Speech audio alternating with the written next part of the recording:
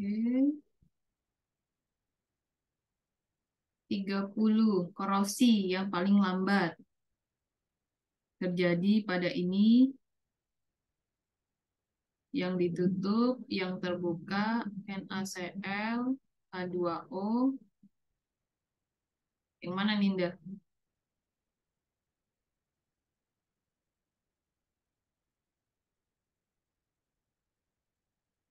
Hmm, yang nggak ada airnya kalau aku yang paling lambat. Kalau ada air, dia jadi media.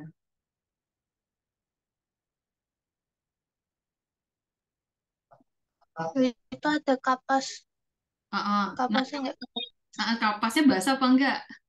Kalau kapasnya nggak basah ya enggak ini apa namanya enggak jadi agent ya kalau kalau dibilang seperti itu.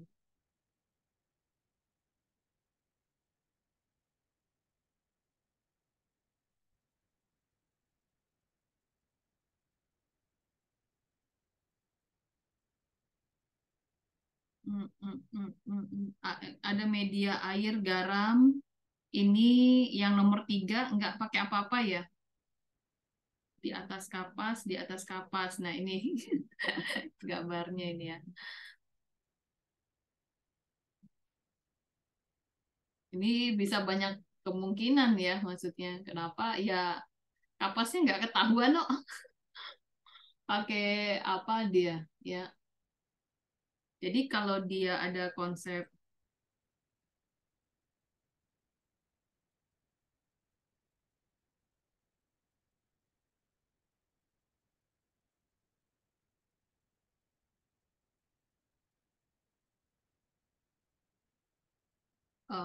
tertutup ya,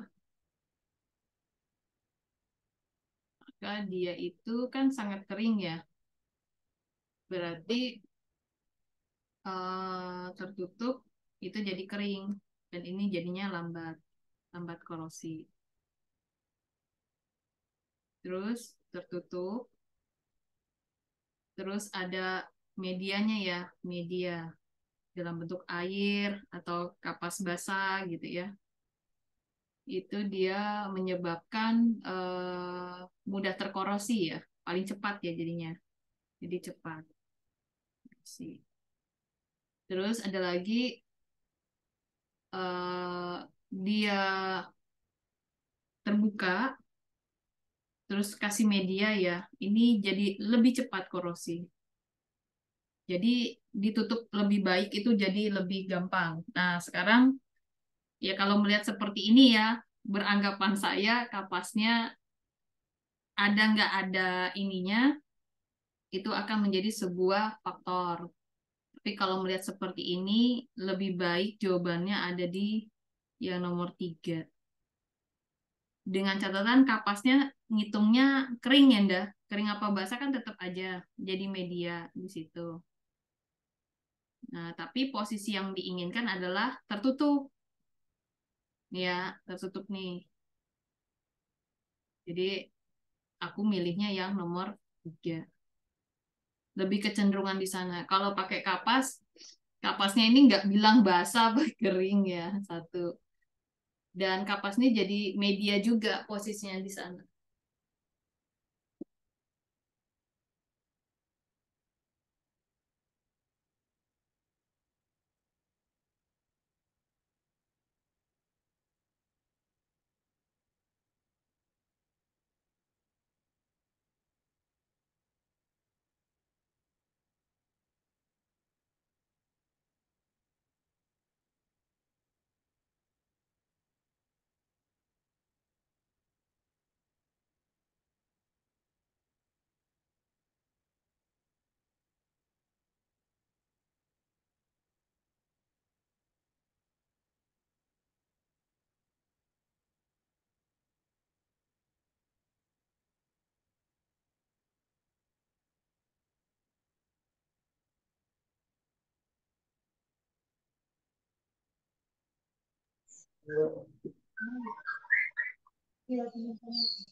Oke, Ya, jadi kita lanjut.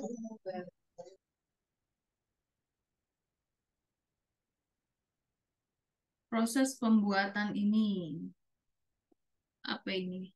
Tanur listrik. Ngasilin apa sih ini? Fosfat ya.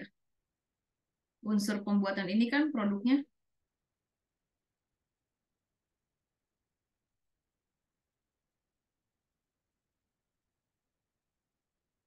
unsur uap unsur yang terbentuk dipadatkan melalui kondensasi unsur tersebut. Ini kan unsur yang dimaksud dia. Oke.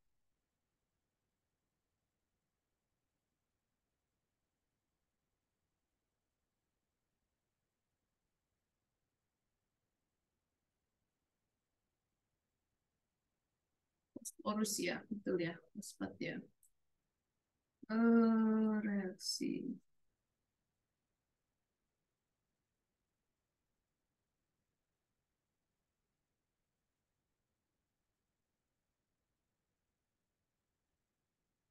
Wohler ya namanya. Ini juga ini ya, Nda, apa namanya? Eh, harus tahu artinya ya. Misalnya Deacon. Apa nih proses Deacon?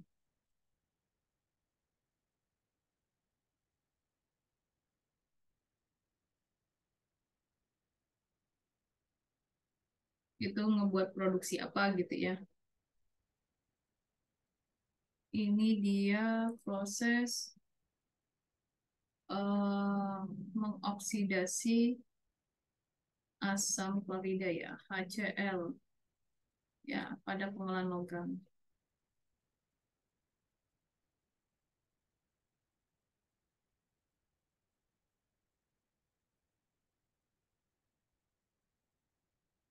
Oke, terus tanurtium.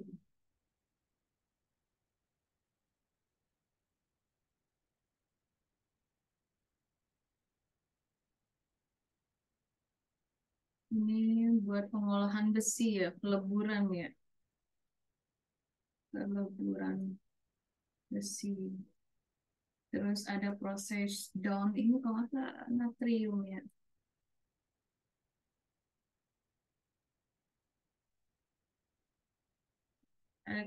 kimia ya, kimia untuk produk natrium dan klorida ya. Oke, brush. Ada lagi Haber-Bosch ya.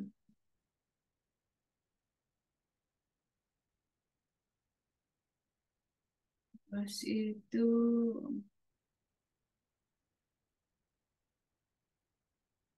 sini nggak ada ya. Brush, oh brush saya tulisnya bukan brush. Ini buat dapetin belerang ya.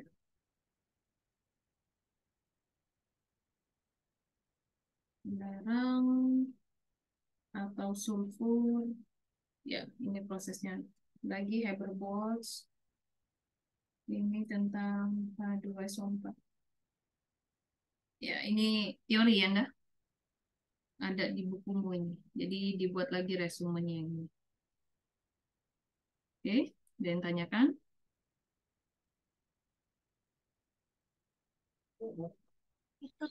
Itu kok Desi ngepanah-panah itu.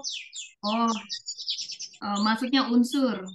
Unsur di sini nih P4 yang dimaksud. Yang ini mah salah simbol ya.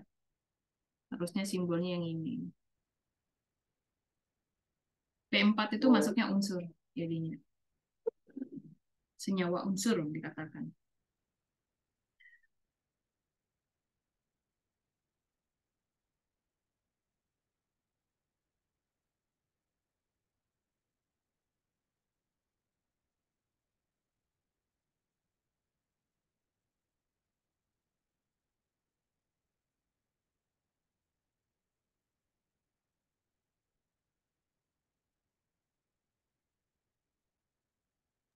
Kok bisa boiler? Kenapa, Mbak? Karena Wahler itu enggak, kalau ini teori harus ngapal. Ya, harus ngapal. Kayak Deacon itu mengoksidasi HCl pada pengolahan logam. Itu udah memang seperti itu maksudnya.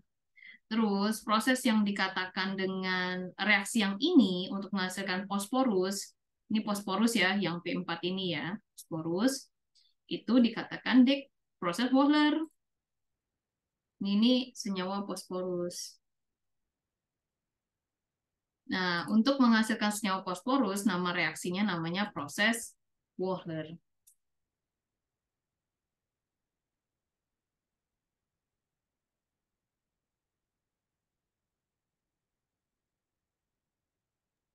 Ya. Ngapal kalau itu ya. Sifat unsur yang dihasilkan dari proses tersebut adalah berarti sifat dari P4 ya. Berarti sifat zat fosforus ya, atau fosfor kita katakan. Warnanya putih, baunya nggak enak ya. Terus dia tidak larut dalam air, tapi larut dalam karbon. Nah, ini dia. Nah, ini juga teori ya, menghafal dia maunya. Jadi ini maksudnya tuh unsur dari P ya. Sifatnya di sini dia padatan putih lengket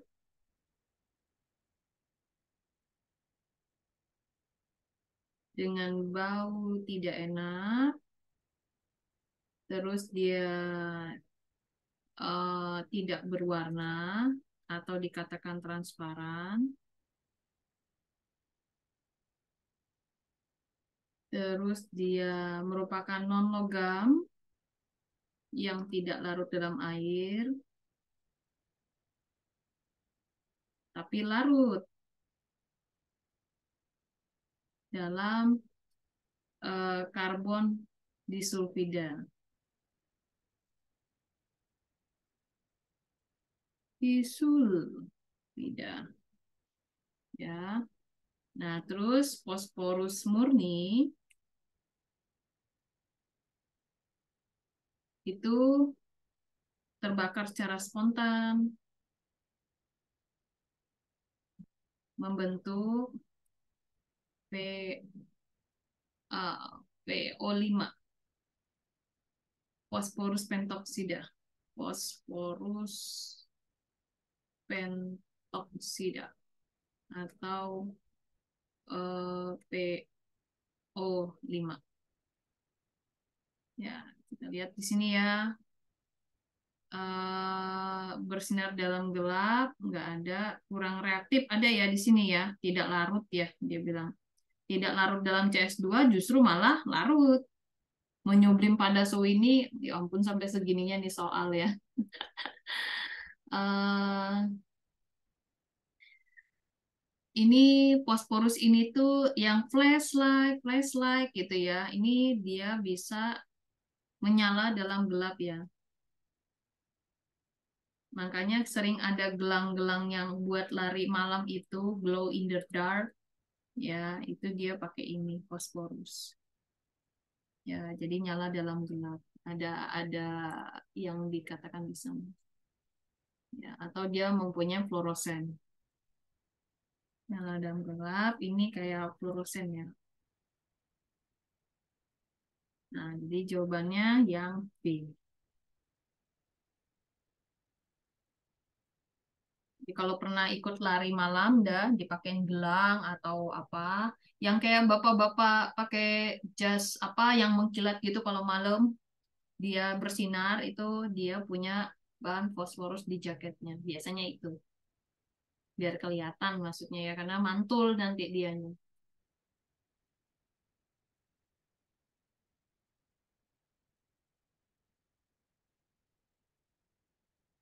Oke.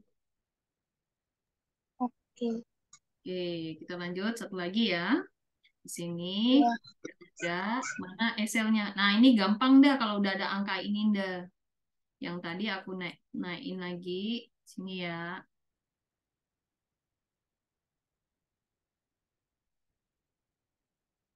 Tak copy, tak pindahin ke ini.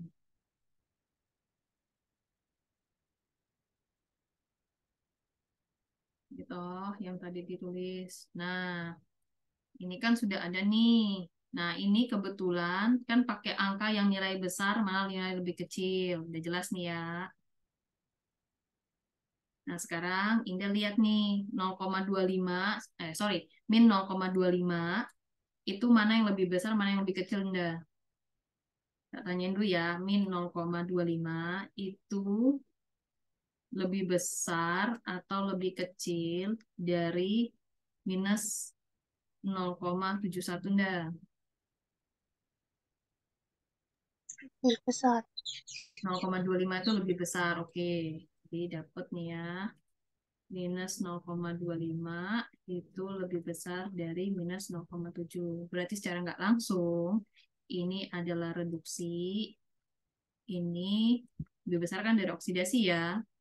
Yang ini ya, angkanya ya, yang daerah sini nih. Oke, maka nilai E-nya adalah, ya udah dipakai aja langsung. Negatif 0,25 dikurang dengan negatif 0,71. Jadi E-nya adalah 0,46 ya, dengan keadaan positif. Oke. Benar nggak nih? Betul tuh? Nggak salah ngurang tau aku.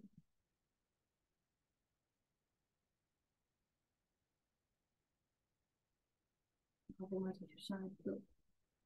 Ah, betul.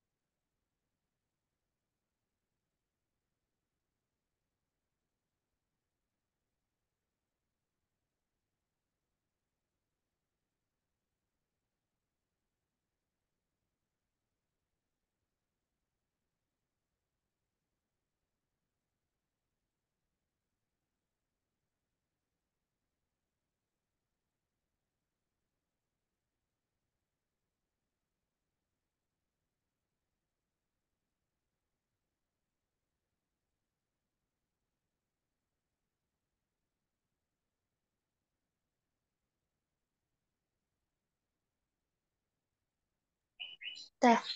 Udah, oke. Udah, sampai ketemu lagi ya. Tak matiin dulu Ya. rekam. Mana tadi?